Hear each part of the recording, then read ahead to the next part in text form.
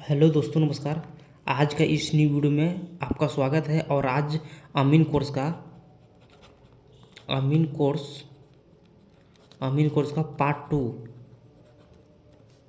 To video है। अमीन course का part two video है। पार्ट वन में हम आपको 16 इंच बराबर 1 मील बता दिए थे। 16 इंच बराबर 1 मील का पैमाना हम बता दिए थे। आज हम बात करेंगे 32 इंच बराबर 1 मील पैमाना के बारे में बात करेंगे आज इस वीडियो में, ठीक ना। तो यह वीडियो को लास्ट तक देखिएगा। वीडियो लंबा तो होगा, लेकिन हम एक सीक्वेंस के माध्यम से एक सिलेबस बाय सिलेबस हम आपको बता रहे हैं। अभी हम बता रहे हैं कि किश्तवार किश्तवार विषय पढ़ा रहे हैं। किश्तवार विषय में बता रहे हैं कि किश्तवार सौरे में 5-6 टॉपिक हम आपको बता दिए हैं। 7वां 8वां टॉपिक के आसपास में है। यानी कि आज बात करेंगे 32 इंच बराबर 1 मील पैमाना के ऊपर बात करेंगे, ठीक ना। तो हम यहाँ देखिए नोट्स करके लाए हैं। तो यहाँ देखिए आपको क्या करना है, पहले समझ लीजिए 32 इंच बराबर 1 मील का मतलब क्या होता है। तो यहाँ 32 इंच बराबर 1 मील का डेफिनेशन सुन लीजिएगा कि 32 इंच के पैमाना का मतलब है क्या। देखिए, जहाँ की आबादी अधिक होती है, मतलब जहाँ की आबादी अधिक होती है वहाँ ज़मीन का नक्शा 32 इंच बराबर 1 मील के पैमाने पर बनाया जाता है। इसमें नक्शा ज़मीन से दुगना बनाया जाता है तथा पैमाइश नक्शा के आधे भाग से की जाती है। जैसे यदि किसी प्लॉट की लंबाई ज़मीन पर 100 कड़ी तथा चौड़ाई 50 कड़ी है तो, ठीक ना, है तो नक्शा पर दुगना अर्थात 200 कड़ी लंबा तथा 100 कड़ी चौड़ा बनाएंगे तथा पैमाइश नक्शा के आधे भाग से करेंगे। यदि नक्शा पर किसी प्लॉट की लंबाई 200 कड़ी है तथा चौड़ाई 100 कड़ी है तो ज़मीन पर उसका आधा अर्थात 100 कड़ी लंबाई तथा 50 कड़ी चौड़ाई चलेंगे। एग्जाम्पल में समझिएगा। एग्जाम्पल में हम आपको यहाँ समझा रहे हैं। इसका मतलब है कि 32 इंच बराबर के 1 मील का पैमाना का मतलब है, अगर आपको नक्शा में अगर ऐसा देखने को मिलता है, पैमाना अगर लिखा हुआ है उसमें 32 इंच बराबर 1 मील और आप ज़मीन नापी कर रहे हैं, तो अगर नक्शा में ऐसा लिखा हुआ है तो नक्शा में ज़मीन नाप लीजिए कि नक्शा पर उस प्लॉट का लंबाई है कितना। अगर उस प्लॉट का लंबाई अगर 200 कड़ी अगर होगा, यानी कि 200 कड़ी होगा, तो आपको ज़मीन पर 100 कड़ी चलना है, समझे। अगर चौड़ाई अगर नक्शा पर 200 कड़ी है तो आपको ज़मीन पर आपको 100 कड़ी ही चलना है। ऐसा इसलिए रहता है क्योंकि अधिक आबादी जिस गांव में रहता है उस गांव में 32 इंच बराबर 1 मील का पैमाना बनाया जाता है। कहने का मतलब है कि इसलिए बनाया जाता है ताकि साफ़ सुथरा दिखे, गिजी मिजी ना दिखे, नक्शा क्लियर दिखे, इसलिए पैमाना को बढ़ा दिया जाता है। तो बात समझिएगा, फिर से समझा रहे हैं कि अगर नक्शा पर अगर आपका 200 कड़ी अगर चौड़ाई है तो आपको बता रहे हैं कि ज़मीन पर आपको 100 कड़ी चलना है। अगर 32 इंच बराबर 1 मील का पैमाना अगर लिखा हुआ है तो आप, जहाँ से हमको लग रहा है कि आप समझ गए होंगे। और इसमें एक नोट में है इसमें नक्शा ज़मीन से दुगना बनता है लेकिन क्षेत्रफल नक्शा पर 4 गुना हो जाता है। तो इस बात को भी ध्यान दीजिएगा।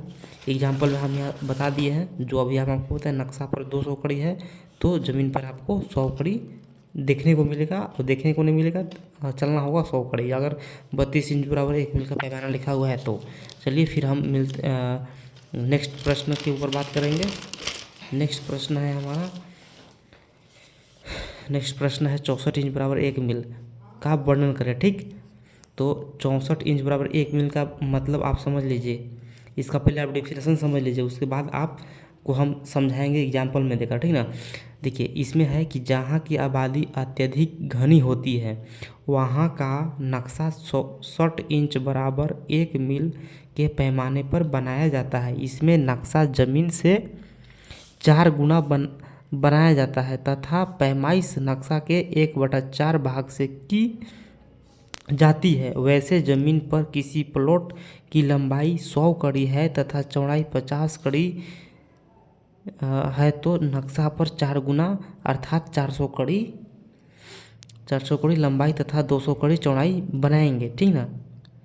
लेकिन पैमाइश नक्शा के 1/4 भाग से करेंगे, अर्थात यदि किसी प्लॉट की लंबाई नक्शा पर 400 कड़ी है तो ज़मीन पर उसे 100 कड़ी चलेंगे, ठीक ना। इसमें नोट में है कि इसमें नक्शा ज़मीन से 4 गुना बनाया जाता है, यानी कि ज़मीन से 4 गुना नक्शा बनाया जाता है, लेकिन क्षेत्रफल नक्शा पर 16 गुना हो जाता है। तो चलिए इसका एग्जाम्पल में आप समझिएगा। देखिए, अगर आप ज़मीन नापी कर रहे हैं और इसमें लिखा हुआ है नक्शा पर पैमाना 64 इंच 1 मील। अभी हम आपको यही ना बताएं कि 64 इंच बराबर 1 मील का पैमाना का मतलब क्या होता है। तो देखिए, अगर ऐसा देखने को मिलता है तो नक्शा नाप लीजिए कि नक्शा पर उसका लंबाई है कितना। अगर नक्शा पर 400 कड़ी है, 400 कड़ी है तो आपको ज़मीन पर कितना चलना है, 1/4 यानी कि 100 कड़ी चलना है। इसका मतलब 64 इंच बराबर 1 मील का मतलब यही है, ठीक ना। अगर आपका चौड़ाई अगर 100 कड़ी है नक्शा पर तो आपको ज़मीन पर 25 कड़ी चलना है। ऐसा इसलिए क्योंकि हम आपको बताए हैं डिफिनेशन में 1/4 चलना है, यानी कि ज़मीन से 4 गुना नक्शा बनाया जाता है, लेकिन नक्शा में जितना है उसका 1/4 चलना है, यानी कि 400 कड़ी अगर नक्शा पर है तो ज़मीन पर हम 100 कड़ी चलेंगे, ठीक ना। यह कब करना है, यह जब पैमाना 64 इंच बराबर 1 मील का पैमाना अगर दिया हुआ है तब ऐसा करेंगे, ठीक ना। तो फिर हम नेक्स्ट प्रश्न है मेरा, नेक्स्ट प्रश्न है सर्वे के चरण, यानी कि किश्तवाड़ विषय का ये एक टॉपिक है जिसमें इसमें बताया जाता है कि सर्वे के चरण, सर्वे मुख्यतः 3 चरणों में संपन्न किए जाते हैं। मतलब जो सर्वे हुआ है, सर्वे 3 चरणों में संपन्न किया हुआ है, यानी कि 3 चरणों में होता है। पहला चरण है किश्तवाड़, दूसरा चरण है खानापुरी, तीसरा चरण है तस्दीक एवं बुझारत, ठीक ना।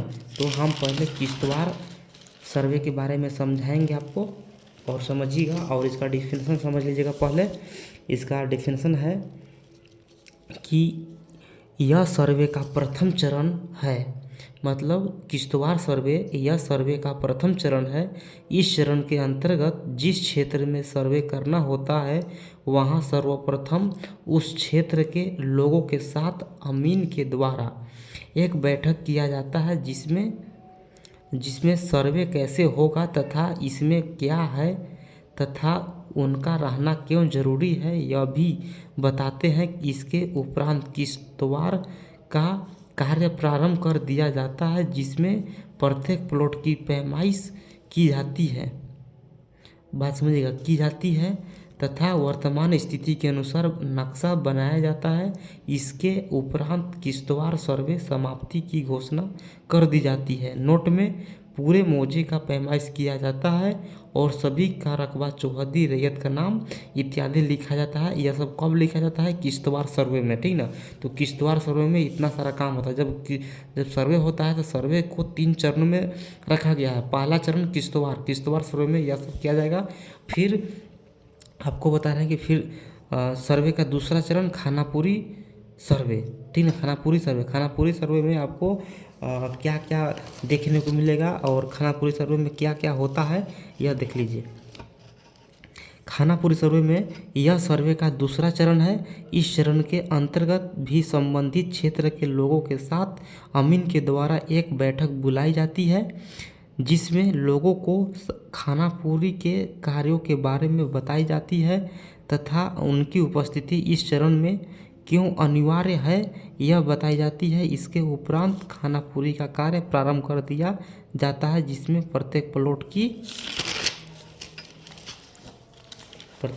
की पैमाइश की जाती है तथा वर्तमान स्थिति के अनुसार नक्शा बनाया जाता है। इसके बाद प्रत्येक प्लॉट में नंबर दिया जाता है तथा उस प्लॉट के रैयत तथा दखलकार का नाम अपने रजिस्टर में दर्ज करते हैं। यदि एक ही प्लॉट पर एक से अधिक दावेदारी होती है तो सभी का नाम रजिस्टर में दर्ज कर लिया जाता है, लेकिन उसके साथ विवाद शब्द को जोड़ दिया जाता है। इसका निष्पादन अमीन अपने कैंप कार्यालय में करते हैं। करते हैं। संबंधित लोगों को अपने अपने दस्तावेजों के साथ उन्हें बैठक के लिए बुलाते हैं तथा उनके दस्तावेजों की जांच की जाती है। जिनका दस्तावेज सही पाया जाता है उनके नाम से उस प्लॉट की खानापुरी कर दी जाएगी। यह प्रक्रिया अंतिम प्लॉट तक की जाएगी। इसके उपरांत खानापुरी समाप्ति की घोषणा कर दी जाती है। समझ गए? तो खानापुरी सर्वे में इतना कुछ किया जाता है। और फिर सर्वे के तीसरा चरण समझिएगा।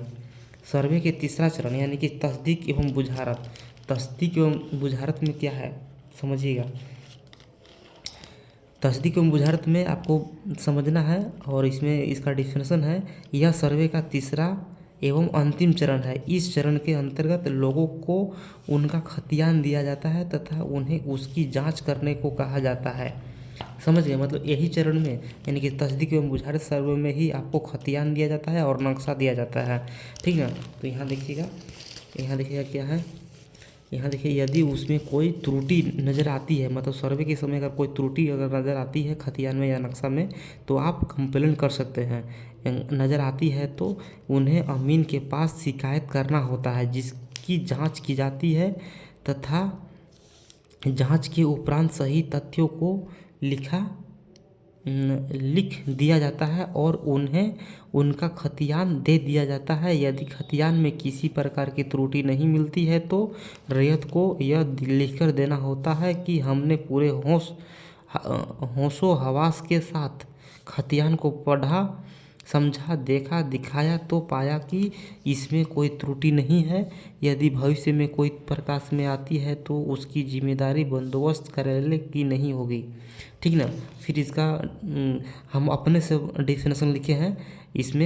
इसमें देखिए डिफिनेशन, इसका दूसरा डिफिनेशन है कि इसमें तस्दीक का अर्थ समझना तथा बुझारत का अर्थ समझ बूझकर लिखना होता है। इस प्रकार इस चरण के साथ ही सर्वे समाप्ति की घोषणा कर दी जाती है।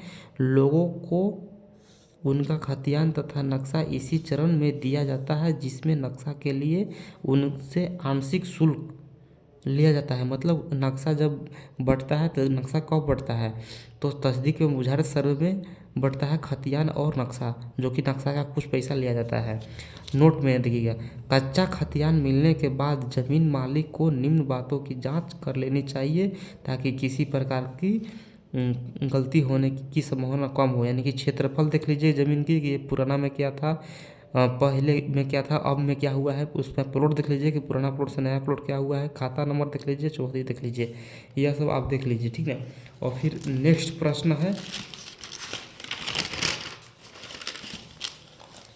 प्रश्न है नक्शा। नक्शा किसे कहते हैं, वर्णन करें। तो आज देखिए ज़मीन के नक्शा पर हम आज विस्तार से वर्णन करेंगे।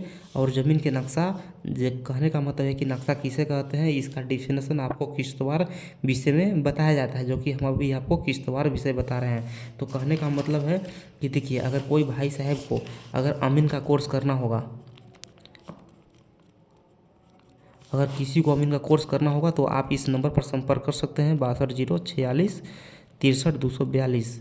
एक महीना का कोर्स है। एक महीना का कोर्स अगर आप करते हैं तो आपको हम बता रहे हैं कि A to Z सिखा देंगे। और इसमें सीखना है तो हमसे आप संपर्क कर सकते हैं। इस नंबर पर आप कांटेक्ट कर सकते हैं। ठीक ना?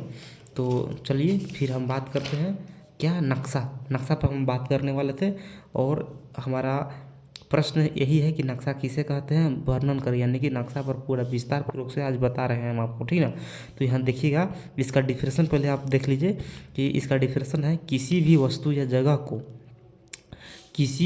या जगह को कागजी रूप देना ही नक्शा कहलाता है।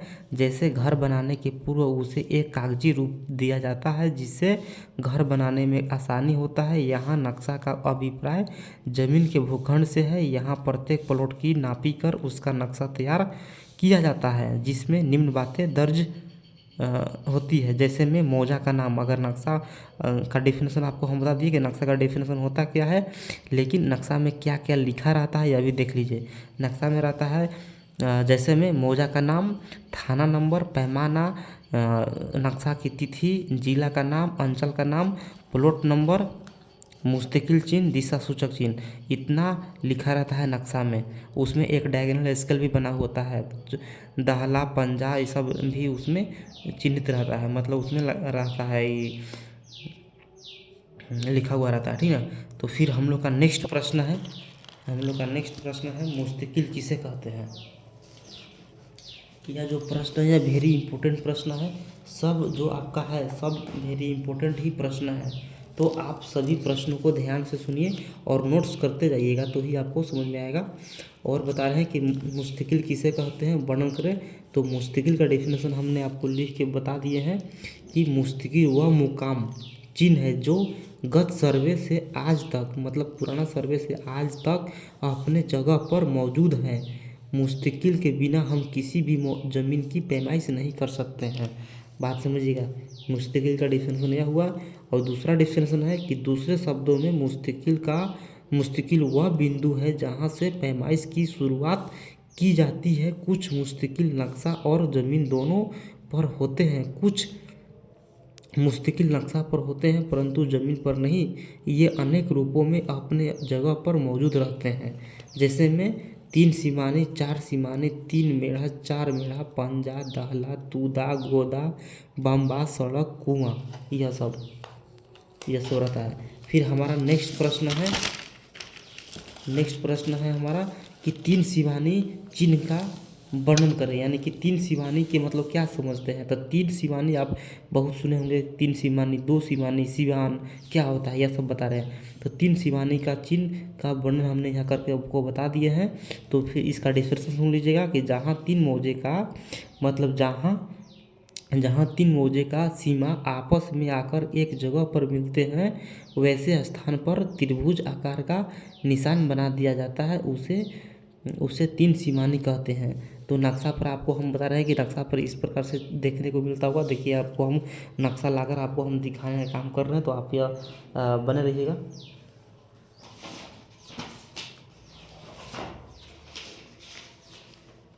नक्शा अभी यहाँ पर तो नहीं है, यहाँ पर नक्शा नहीं है। नक्शा पर हम आपको दिखा देंगे 3 सीमानी चिन्ह, ठीक ना। फिर हम बात करेंगे मेरा नेक्स्ट प्रश्न है कि 4 सीमानी चिन्ह का वर्णन करें।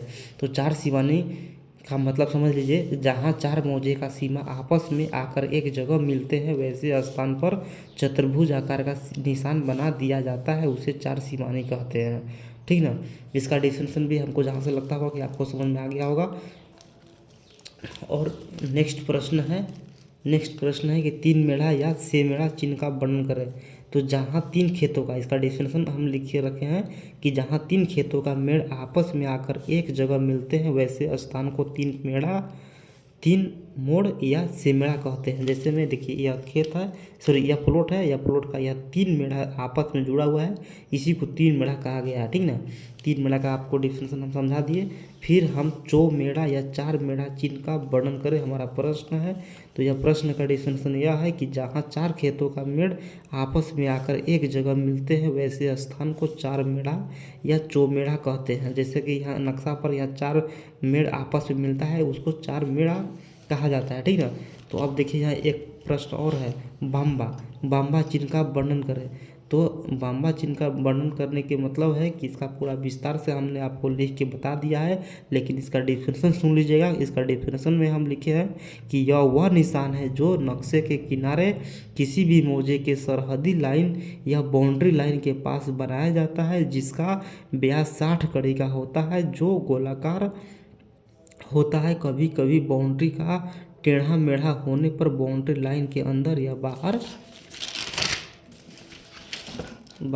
भी बनाया जाता है। तो देखिए, इस प्रकार से नक्शा में जो किनारे किनारे जो गोला रहता है उसको बमा बोला जाता है, ठीक ना। फिर हमारा नेक्स्ट प्रश्न है, पंजा चिन्ह का वर्णन करें।